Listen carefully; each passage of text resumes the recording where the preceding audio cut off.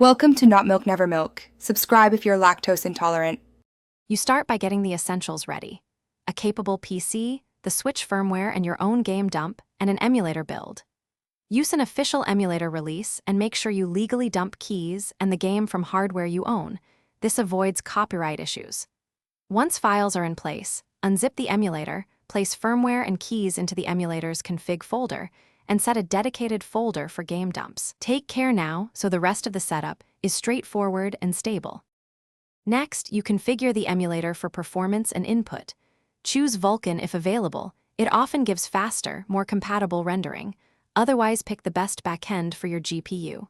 Configure CPU thread count and enable multicore if the emulator supports it, because Mario Kart benefits from that. Map your controller to Pro controller settings, check button mapping, and calibrate sticks and dead zones so steering feels natural.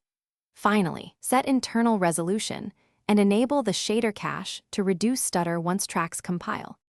To finish, launch Mario Kart 8 Deluxe from the emulator and let the shader cache build while you sit through some initial stutter. This is normal and improves later performance. If you experience low frame rates, lower the internal resolution, turn off anti-aliasing, or enable frame limiters. Try each change one at a time to see effects. Make sure your GPU drivers and emulator are up to date.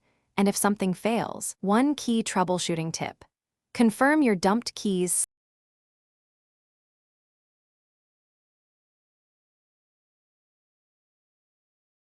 Thanks for watching. If this was helpful, leave a like and consider subscribing. See you next time.